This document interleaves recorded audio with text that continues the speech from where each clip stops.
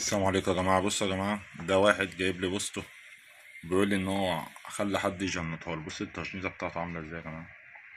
ده منظر تشنيط بالله عليكم، والعقد دي ما بتقفلش على بعضيها، والبوسة دي اصلا كربون. بوسة محترمة يعني، من البوس المحترم. بصوا يا جماعة، بوسة كربون اصلا. شايفين عاملة ازاي اصلا؟ بوسة كربون 7 8 متر اهي. بصوا 8 متر اهي. يا رب تكون باينة. معلش التصوير مش قد كده، بس انا بوريكم بس حالة كده. بصوا مجنطها اهو. بصوا التجنيط عاملة ازاي. بص ده منظر التجنيط. هنوريها لكم بقى بعد ما احنا نجنطوها، تقولوا لنا رأيكم ايه. بصوا يا جدعان، دي كده بعد ما اتجنطت التجنيطة اللي احنا بنجنطوها. التجنيطة التانية احنا وريناها لكم قبل ما نحلوها. دي بوصة كربون. بوصة كربون 8 متر، سعرها عالي قوي على فكرة، مش رخيصة. ده كربون المضفر اهو، كربون مضفر اهو.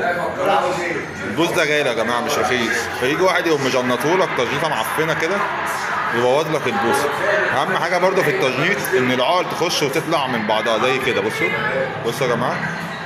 بصوا بصوا العقل بتخش ازاي. بصوا العقل بتخش ازاي اهي يا جماعه. بصوا اهي العقل دخلت. هنرفعه سنه لفوق كده. اهي العقل طلعت تاني زي ما احنا عاوزين بالظبط.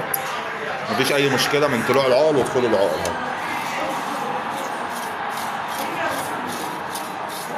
بصوا العقل بتطلع براحتها. بصوا العقل بتطلع ازاي براحتها. مفيش حاجه بقى اسمها شحطه ومش شحطه والكلام الفاضي ده. حاجه اسمها كده. ده اصول التجنيط بقى.